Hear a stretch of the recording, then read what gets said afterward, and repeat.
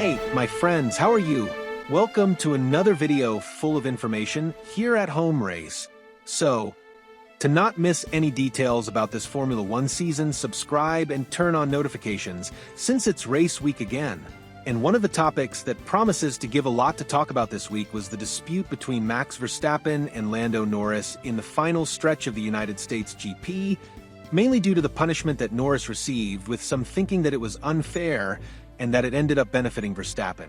In an attempt to alleviate the situation, the FIA stewards issued a long note after the end of the race explaining the reasons why Norris had been punished. In part, the note states that Norris was overtaking Verstappen's car outside the track limits, and since he was not side by side at the apex of the curve as required by the regulations, he did not have the right to continue with the maneuver, since Verstappen was the one who had priority in this situation. In other words, Norris would have to enter the curve side by side or ahead of Verstappen to have the right to continue with his overtaking attempt, and otherwise he would have to give up his position to Verstappen.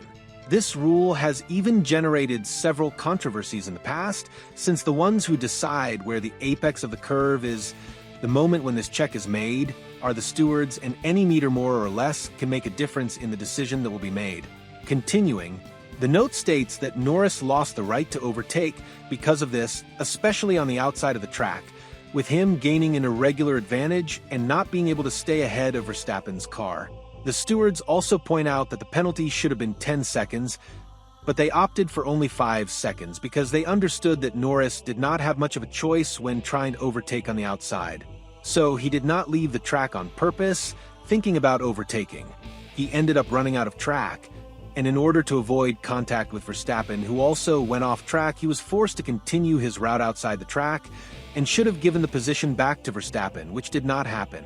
Also, due to this situation of him going off track to avoid contact with the Red Bull car, the stewards chose not to include this track exit in the count of times the driver exceeded the track limit in the race, which could have generated more penalties and more losses for the driver.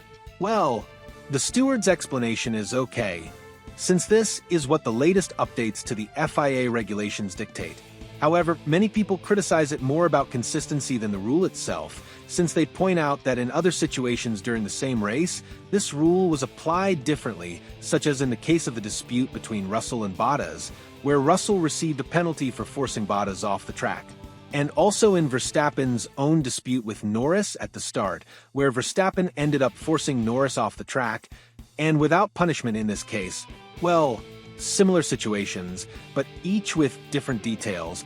So, I leave this analysis for you here in the comments. Looking at the three situations, Norris versus Verstappen at the beginning of the race, Russell versus Bottas in the middle, and Norris versus Verstappen at the end, what are your conclusions? Were the decisions correct? A little confusing?